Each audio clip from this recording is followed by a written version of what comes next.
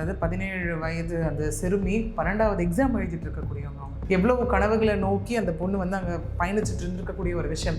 Exam நடந்துட்டு இருக்க time, +2 exam leave. அவங்க நைட்டு வந்து ரெஸ்ட் ரூம் போயிருக்காங்க. போன மாணவியை காணும்.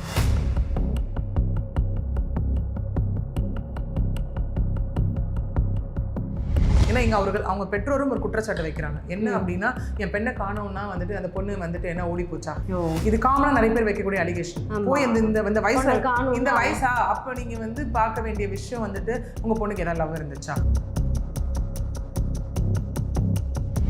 மதியம் ஈவினிங் போல தான் கண்டுபிடிக்கப்பட்டிருக்காங்க. அப்போ இந்த டியூரேஷனில் எவ்வளோ நேரம் அந்த பெண் பாலியல் வன்கொடுமைக்கு ஆளாக்கப்பட்டால் அது வந்து ரேப்பா, கேங் ரேப்பா, எதனால் வெட்டப்பட்டாங்க, ஒரு வேளை உயிர் போன நிலையில் வெட்டப்பட்டாலா, இல்லை இந்த உண்மையை வெளியில் போய் சொல்லிடக்கூடாதுன்னு வெட்டப்பட்டாலா, இந்த மாதிரியான இவ்வளோ விஷயங்கள் இருக்குல்ல. ஆகாஷ் அப்படின்ற ஒரு பையன் பொறியியல் படிச்சுட்டு இருக்காங்க. விசாரணைக்காக கூட்டிகிட்டு போய் அவங்களை அவ்வளோ கொடூரமாக சித்திரவதை பண்ணி கொண்டிருக்காங்க. ஸோ ஆஸ் ஆஃப் நவ் அவர் எதுக்கு வந்து அரெஸ்ட் பண்ணப்பட்டார் அப்படின்னா, இரு தரப்புக்கிடையே நடத்தப்பட்ட அந்த ஒரு மோதல், அந்த ஒரு வெட்டு சம்பவத்தின் காரணமாகத்தான் அவருடைய நண்பர் குணாவும் பேசிக் கொண்டிருந்த போது வந்து அவர் அரெஸ்ட் செய்யப்பட்டார். உயர்நீதிமன்றம் மதுரை கிளையிலும் அவங்க அதுக்கான பெட்டிஷனும் இங்கே ஃபைல் பண்ணியிருந்தாங்க. அவங்க சொல்லக்கூடிய ஒரு விஷயம் இங்கே என்னவா இருக்குது அப்படின்னா, இல்லை என்னுடைய பையனை ஒரு 2 கற்களுக்கிடையே காலை வச்சு அந்த கற்களால் அடித்து வந்து கொண்டிருக்காங்க அப்படிங்கிறது அவங்க திரும்ப திரும்ப திரும்ப ஸ்ட்ராங்காக சொன்ன ஒரு விஷயம். இதற்கிடையில தான் நமக்கு இப்போ ஷாக்கிங்காக வந்த விஷயம், இது எல்லாம் நமக்கு முற்றிலுமாக இந்த உண்மைகள் எல்லாம் வெளியே வந்த விஷயம். அதாவது இந்த ரிமாண்ட் ரிப்போர்ட். மார்ச் 9ஆம் தேதி நாங்கள் பேசிகிட்டு இருக்கும்போது எங்களை அரெஸ்ட் பண்ணாங்க. 10 பேர் வந்து எங்கள் மஃப்டியில் வந்தாங்க. வந்து அரெஸ்ட் பண்ணி பாதி வழியிலேயே என்னை மட்டும் அங்கேருந்து கூட்டிகிட்டு போய் ஒரு காட்டுக்குள்ளே வச்சு வந்து என் கண்ணை வெள்ளை துணியெல்லாம் கட்டினாங்க. அதாவது நோ மெட்டீரியல் நோ எவிடன்ஸ் அப்படின்னு. இதற்கு மேற்கொண்டு இந்த கேஸை எடுத்துகிட்டு போகிறதுல வந்துட்டு எந்த லூப்புல் மாதிரி எந்த துப்பும் துலக்கப்படவில்லை அப்படிங்கிற ஒரு விஷயம். அஜித்குமார் வழக்கு மாதிரியும் இதுக்கு முன்பு நடந்த இதே லாக்அப் டெத் போலையும் இதுவும் லாக்அப் டெத்து தான் அப்படிங்கிற ஒரு விஷயம் வந்து மேலே நீங்கள் அடிக்கிறதுக்கே ரைட் சொன்னதுன்றப்போ ஏன் திரும்ப திரும்ப காவல்துறை அதே விஷயத்தை பண்ணிக்கிட்டே இருக்குது? அப்போ காவல்துறை யாரை கேள்வி கேட்பான்ற ஒரு இது இருக்குது. அவருடைய தந்தையாக இருக்கட்டும், ஊர் மக்களாக இருக்கட்டும், பேசும்போது ஒரு விஷயம், பிற்படுத்தப்பட்ட சமூகத்தை சார்ந்தவர் அப்படிங்கிறதுக்காகவே எங்களுக்கு இந்த நிலைமையா அப்படிங்கிற மாதிரி ஒன்று.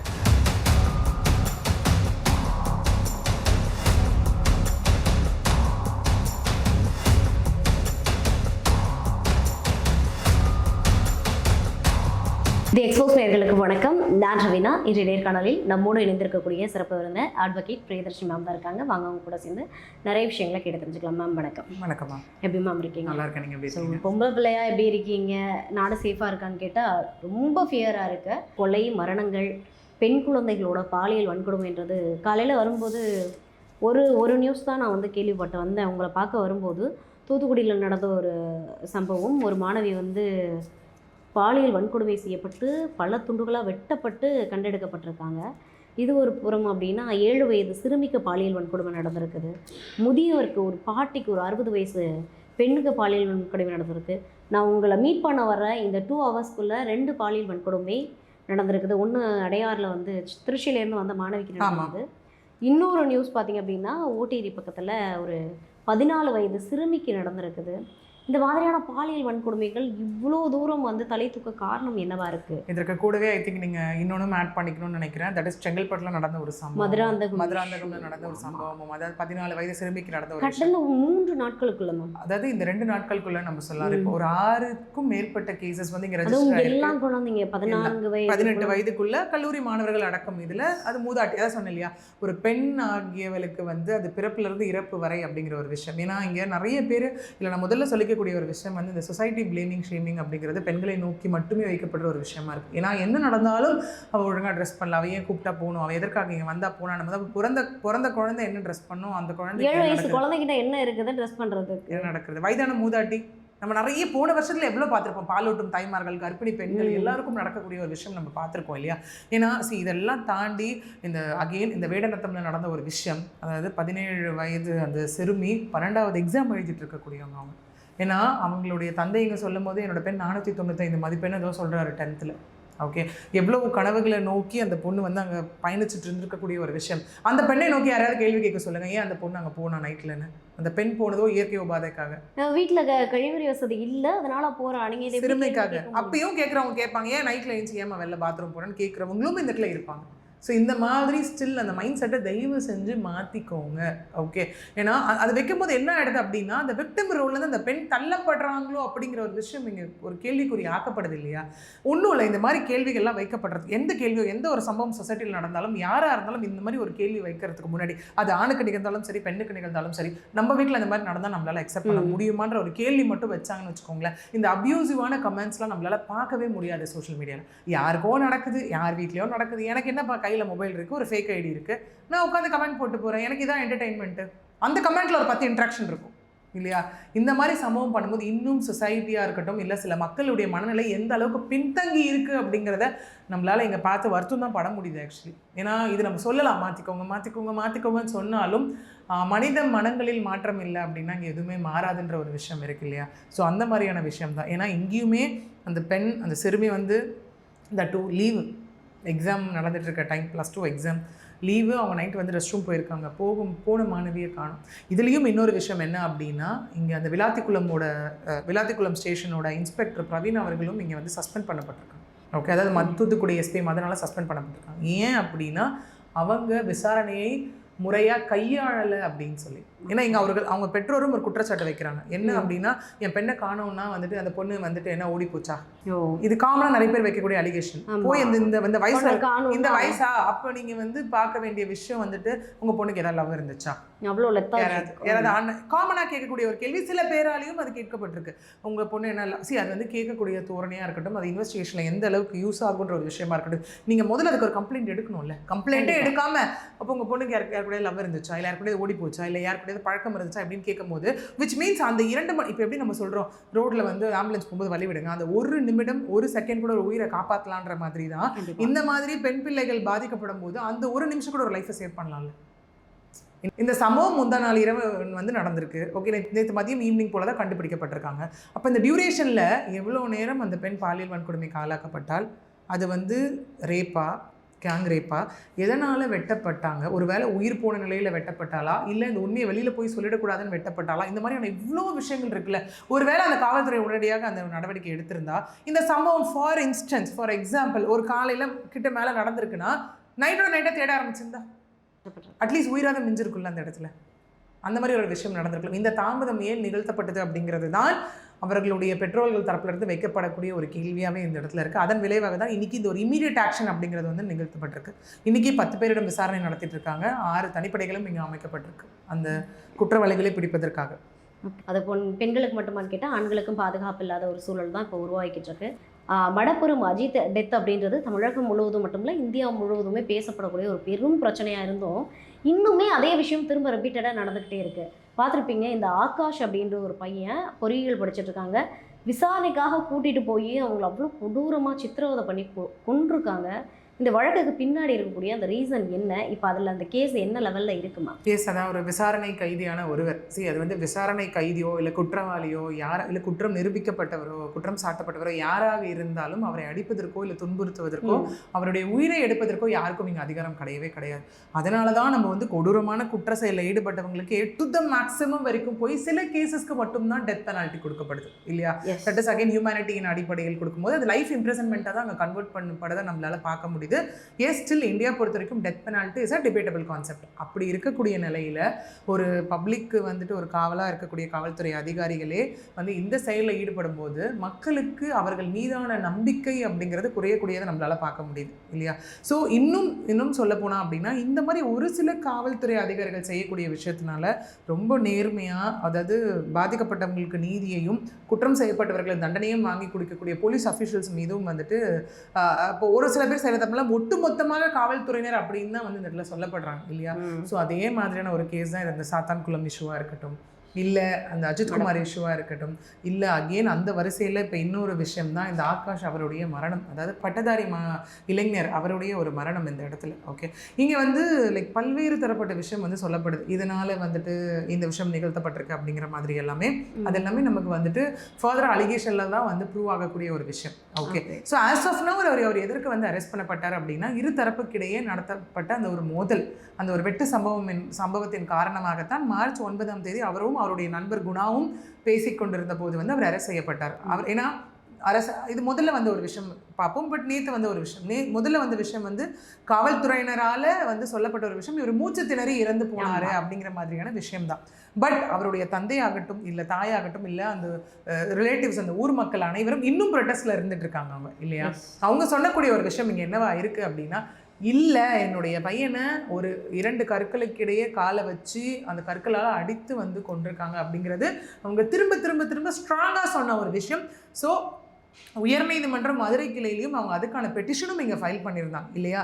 என்ன அப்படின்னா இந்த கேஸ் வந்து சிபிசிஐடி வந்து 6 monthsக்குள்ள என்கொயரியை முடிக்கணும், அப்புறம் SC/ST வன்கொடுமை சட்டத்தின் கீழ் வந்து இதை பதிவு செய்யப்படணும், அப்புறம் சம்மந்தப்பட்ட காவல்துறையினர் மீது வந்து நடவடிக்கை எடுக்கணும் அப்படிங்கிற விஷயம் எல்லாம் கேட்டு அவங்க ஒரு பெட்டிஷன் வந்து ஃபைல் பண்ணியிருந்தாங்க.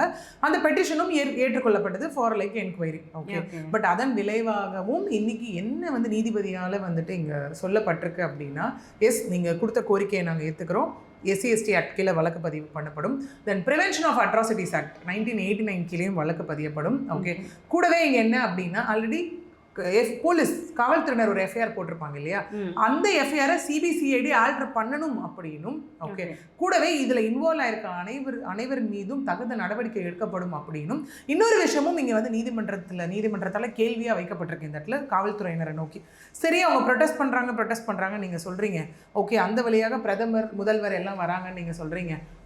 அவங்க வந்து வேறு பாதையில் போகலாம் இல்லையா. மக்கள் அவங்களுடைய உரிமைக்காக இங்கே போராடுறாங்க. ஸோ இதுலேருந்து மக்கள் எல்லாரும் புரிஞ்சுக்க வேண்டிய ஒரு விஷயம், எஸ் இன்னும் நீதி அப்படிங்கிறது வந்து எல்லாருக்கும் சமமான ஒரு விஷயம் தான் அப்படின்றத புரிஞ்சுக்கணும். ஓகே, ஏன்னா இங்கே நிறைய பேருக்கு அந்த ஒரு மித்து இருக்குது, ஒரு தாட்டே இருக்குது, எல்லாருக்கும் வந்து நீதி ஒரே மாதிரி கிடையாது, ஒரே மாதிரி வழங்கப்படாது அப்படிங்கிறது. பட் இந்த விஷயம் பொறுத்த வரைக்கும் அங்கே நீதிபதி அவர்களும் கண்டனமாக கேட்ட கேள்வியாக இருக்கட்டும், சொன்ன விஷயமா இருக்கட்டும், மக்கள் அவங்க உரிமைக்காக போராடுறாங்கப்பா, அதையே நீங்கள் தடுத்து அவங்களையே வந்து அவங்களால போக முடியல, இவங்களை மாற்றுப்பாதையில் இவங்களை ஏன் பண்ண சொல்ல நீங்கள் நினைக்கிறீங்க, அவங்க மாற்றுப்பாதையில் போகட்டும். ஏன்னா இங்கே மக்கள் அனைவரும் வன்முறையில் ஈடுபடலை. ஓகே, அவங்க உரிமைக்காக போராடிட்டு இருக்காங்க. ஓகே, இன்னொன்று ஒரு அட்வொகேட் டீம் அமைக்கப்பட்டு அந்த அட்வொகேட் டீம் வந்து இந்த பாதிக்கப்பட்ட மக்கள் கிட்ட பேச்சுவார்த்தை நடத்தி அவங்களுக்கு ஓல்டு பஸ் ஸ்டாண்ட் கிட்ட ஒரு இடமும் ஒதுக்கணும்னு சொல்லியிருக்காங்க for doing this protest. Okay, so இந்த விஷயம் எல்லாம் நீதிமன்றத்தால் சொல்லப்பட்ட ஒரு விஷயம். இதற்கிடையில தான் நமக்கு இப்போ ஷாக்கிங்காக வந்த விஷயம், இது எல்லாம் நமக்கு முற்றிலுமாக இந்த உண்மைகள் எல்லாம் வெளியே வந்த விஷயம் வந்து அந்த ரிமாண்ட் ரிப்போர்ட். இன்றைக்கி அது ஒரு டையிங் டிக்ளரேஷனாகவும் பார்க்கப்படுது. அவர் உயிரோடு இருந்தாருன்னா அது ஒரு கன்ஃபெஷன் ஸ்டேட்மெண்ட்டாகவே இருந்திருக்கும் இல்லையா. ஏன்னா அதில் அவர் சொன்ன விஷயம்தான் இது. இந்த மாதிரி மார்ச் 9ஆம் தேதி நாங்கள் பேசிகிட்டு இருக்கும்போது எங்களை அரெஸ்ட் பண்ணாங்க, 10 பேர் வந்து எங்கள் மஃப்டியில் வந்து அரெஸ்ட் பண்ணி பாதி வழியிலேயே என்னை மட்டும் அங்கேருந்து கூட்டிகிட்டு போய் ஒரு காட்டுக்குள்ளே வச்சு வந்து என் கண்ணை வெள்ளை துணியால் கட்டிட்டு அதுக்கப்புறம் என்னோடய கெண்டைக்காலுக்கும் கீழே முட்டிக்கும் கீழே 2 கற்களை வைத்து மேலே வந்துட்டு அந்த ஈரசாக்கை போட்டு ஒரு பெரிய இரும்பு ராடால் கம்பியால் என்னை அடித்ததில் அவ்வளோ ரத்தம் போய் என் முட்டியை எனக்கு வெளியே தெரிய ஆரம்பிச்சிருச்சு அப்படிங்கிற ஒரு விஷயம். ஓகே, அங்கேருந்து என்னை நேராக வந்து சிவகங்கை ஹாஸ்பிட்டலுக்கு கூட்டிகிட்டு போனாங்க. கூட்டிகிட்டு போகும்போதும் இந்த விஷயத்தெல்லாம் டாக்டர்கிட்ட சொல்லக்கூடாதுன்னு சொல்லியும் என்னை மிரட்டினாங்க. அவங்க மேலும் வந்து என்னை எங்கே துன்புறுத்துவாங்களோ அப்படிங்கிற பயத்தில் நான் சொல்லலை இந்த விஷயத்த. ஓகே, அப்படிங்கிற விஷயம் இங்கே அவர் கொடுத்த ஸ்டேட்மெண்ட்டின் வாயிலாக, தட் இஸ் ஜுடிஷியல் கஸ்டடியில் எடுக்கும்போது குற்றவியல் நீதிமன்றம் நீதிபதி அங்கே போகும்போது அவங்க கிட்ட கொடுத்த ரிமாண்ட் ஸ்டேட்மெண்ட் இன்னைக்கு நீதிபதி முன்பாக சப்மிட் பண்ணப்பட்டதின் விளைவாகத்தான் எஸ் அஜித்குமார் வழக்கு மாதிரியும் இதுக்கு முன்பு நடந்த இதே லாக்அப் டெத்து போலையும் இதுவும் லாக்அப் டெத்து தான் அப்படிங்கிற ஒரு விஷயம் வந்து அந்த பேரண்ட்ஸ் எல்லாம் என்ன சஸ்பெக்ட் பண்ணாங்களோ அதை உறுதி செய்யக்கூடிய விஷயமாகவும் இன்னைக்கு இது வந்திருக்கு. ஓகே, எகெயின் இந்த மாதிரி நடக்கிறதுக்கு, ஏன்னா இப்போ நீங்கள் பார்த்துருப்பீங்க மடப்புறம் அஜித்குமாரோட வழக்கில் இல்லை நகை கிடைக்கவே இல்லைன்னு சொல்லிட்டு வழக்கை முடிச்சு வச்சுருக்காங்க. ஸோ இப்போது இந்த பேரண்ட்ஸ்க்கும் ஒரு பயம் இருக்கும் இல்லையா, ஐயோ நம்ம பையனோட டெத்துக்கு வந்து நியாயம் கிடைக்காதோ, அவன் வந்து தொடர்ந்து காவல்துறையோ நீதிமன்றத்தையோ நம்ம நம்பக்கூடாதோ அப்படின்ற ஒரு கேள்வி தானே வரும். ஐயோ உயிர் தானே போயிட்டு போகுதுன்ற ஒரு மனநிலையில் இந்த அரசாங்கம் செயல்படுதா, இல்லை என்ன மாதிரியான மனநிலையில் செயல்படுது? நான் வந்து உங்ககிட்ட வந்து நேர்காணல் கேட்டு ஒரு டைம் ஃபிக்ஸ் பண்ணேன். ஆக்சுவலி வர்ற வழி எல்லாமே சிஎம் வராங்க அப்படின்னு சொல்லிட்டு ஒரு ரோடு ஃபுல்லுமே பிளாக்கு. இப்போ நான் வந்து என் இடத்துலேருந்து இங்கே வரதுக்கு ஜஸ்ட் 1/2 hour 2 hours ஆயிருக்கு. அப்படின்றப்ப இருக்கக்கூடிய அந்த ஆட்சியை அவங்க தவறாக பயன்படுத்துகிறாங்களா, இல்லை மேலே இருக்கவங்களுக்கு ஒரு மாதிரியான பாதுகாப்பும் கீழ்த்தட்டு மக்களுக்கு ஒரு மாதிரியான பாதுகாப்பும் கொடுக்கப்படுதா? ஏன்னா இங்கே அஜித்குமார் வழக்கிலே பார்த்துக்கிட்டோம் அப்படின்னா நிகிதா அவர்கள் கொடுக்கப்பட்ட வழக்கு தான் இங்கே முடிச்சு வைக்கப்பட்டிருக்கு. அதாவது நோ மெட்டீரியல் நோ எவிடன்ஸ் அப்படின்னு. இதற்கு மேற்கொண்டு இந்த கேஸை எடுத்துகிட்டு போகிறதுல வந்துட்டு எந்த லூப்புல் மாதிரி எந்த வித துப்பும் துலக்கப்படவில்லை அப்படிங்கிற ஒரு விஷயம். பட் காவல்துறையினரால் அவர் அடித்து கொல்லப்பட்ட விஷயம் அப்படிங்கிறது it is a separate thing. Okay, so இதுலேயும் அந்த மாதிரி which is very clear. Okay, இந்த இடத்துல வந்துட்டு காவல்துறையினரால் இது நிகழ்த்தப்பட்ட ஒரு சம்பவம் அப்படிங்கிற ஒரு விஷயம் இருக்குது. அதன் விளைவாகத்தான் இப்போ நமக்கு வந்திருக்க அப்டேட் என்ன அப்படின்னா, அந்த ஆய்வாளர் வெங்கடேஷ பெருமாள் அவர்கள் வந்து காத்திருப்போர் பட்டியலுக்கு வந்து இப்போ மாற்றப்பட்டிருக்காரு முதல் கட்டமா இந்த இடத்துல. ஓகே, ஸோ இந்த கேஸ் பொறுத்த வரைக்கும் இங்கே பார்த்தோம் அப்படின்னா காவல்துறையினர் அவங்களோட விஷயத்துல இருந்து தவறினாலும் நீதித்துறை இதில் சரியாக அந்த ஒரு விஷயத்தை வந்து எடுத்துகிட்டு போயிட்டு இருக்க ஒரு கண்டனமாகவும் காவல்துறை நோக்கி திரும்ப வைக்கக்கூடிய கேள்விகள் மூலமாகவும் கண்டனங்கள் மூலியமாகவும் ஒரு குரல் கொடுத்துக்கிட்டு தான் இங்கே இருக்கிறத நம்மளால பார்க்க முடியுது இல்லையா? இந்த மக்களும் இன்னும் அந்த இளைஞருடைய உடலை வாங்காமல் எங்களுக்கு நீதி வேணும், இதை வந்து கொலை வழக்காக பதிவு செய்யணும், அந்த மாதிரியான விஷயங்கள்லாம் திரும்ப போராட்டத்தில் ஈடுபட்டு தான் இருக்காங்க. அதே அஜித்குமார் வழக்கிலும் செக்ஷன் 103 BNS தான் போடப்பட்டிருக்கு, தட் இஸ் மர்டர் இல்லையா? கூடவே எஸ் அகெயின் இந்த வழக்கிலையும் போஸ்ட்மார்ட்டம் ரிப்போர்ட் அப்படிங்கிறது ஒரு பெரிய ரோல் ப்ளே பண்ணும். ஏன்னா அங்கேயும் எவ்வளோ கொடூரமாக அவர் தாக்கப்பட்டார் அப்படிங்கிறதுக்கு அந்த 14 external and internal injury plus அந்த போஸ்ட்மார்ட்டம் ரிப்போர்ட்டில் சொல்லப்பட்ட விஷயங்கள் ஒரு பெரிய எவிடன்ஸ். ஓகே, ஏன்னா இந்த கேஸ் முடித்து வைக்கப்பட்டதுக்கான காரணம் தட் இஸ் நகை திருட்டு வழக்கு வந்துட்டு அந்த பார்க்கிங்கில் வந்துட்டு சிசிடிவி இல்லை அப்படிங்கிறதும் அவர் கார் ஓட்ட தெரியாதுங்கிற மாதிரியான லூப்ஸ் எல்லாமே எடுத்து ஒரு வேளை இப்படி யோசிக்கலாமே, அதே அஜித்குமார் அன்னைக்கு காவல்துறையினரால் கொல்லப்படாமல் இருந்திருந்தால் இன்றைக்கி அவர் நிரபராதின்னு வெளியில் வந்திருப்பார் கண்டிப்பாக இல்லையா? அதாவது ஒரு உயிர் இருந்ததுன்னா எஸ் அவர் போராடி இல்லைங்க இதுக்கும் எனக்கும் சம்மந்தம் இல்லைன்னு அட்லீஸ்ட் இந்த உயிராத மிஞ்சிருக்கும் இல்லையா? இங்கேயே விசாரணை கைதியாக அரெஸ்ட் பண்ணப்பட்டவர் கொலை செய்யப்பட்டிருக்கார். விசாரணை கைதி தான். ஏன்னா நம்ம யாரையும் வந்து லைக் லா நோட் வந்து நம்ம யாரையும் வந்து அன்டில் ஒரு அன்லெஸ் இட் இஸ் ப்ரூவ்ட் நம்ம யாரையும் குற்றவாளின்னு சொல்ல மாட்டோம். குற்றம் சாட்டப்பட்டவர் அப்படின்னு தான் நம்ம சொல்லுவோம் அந்த இடத்துல இல்லையா? குற்றவாளி அப்படின்னு ப்ரூவ் பண்ணவங்களுக்கு அடுத்தடுத்து அப்பீல் இருக்குது அந்த இடத்துல இல்லையா? இவ்வளோ எப்படி சொல்கிறது, இப்போ குற்றம் சாட்டப்பட்டவர்ன்றது இவங்க மீதெல்லாம் வந்து குற்றம் சாட்டப்படவே இல்லை. அஜித்குமாராக இருக்கட்டும், இல்லைன்னா இப்போ நடந்த ஆகாஷ் வழக்கிலையாக இருக்கட்டும், ஜஸ்ட் விசாரணைக்காக தான் கூட்டிட்டு இப்படிப்பட்ட ஒரு பர்சன் மேலே நீங்கள் அடிக்கிறதுக்கே ரைட்ஸ் இல்லைன்றப்போ ஏன் திரும்ப திரும்ப காவல்துறை அதே விஷயத்த பண்ணிக்கிட்டே இருக்கு? அப்போ காவல்துறை யாரை கேள்வி கேட்பான்ற ஒரு இது இருக்குது. அப்போ காவல்துறையில் இருக்கவங்க என்ன வேணால் பண்ணலாமா அப்படின்ற ஒரு பார்வையும் இருக்குதுல்ல. இதில் அகெயின் எஸ் ஒரு டவுட்ஃபுல்லான விஷயம் வைக்கப்படுது. என்ன அப்படின்னா அவருடைய தந்தையாக இருக்கட்டும் ஊர் மக்களாக இருக்கட்டும் பேசும்போது ஒரு விஷயம் பிற்படுத்தப்பட்ட சமூகத்தை சார்ந்தவர் அப்படிங்கிறதுக்காகவே எங்களுக்கு இந்த நிலைமையா அப்படிங்கிற மாதிரி ஒன்று.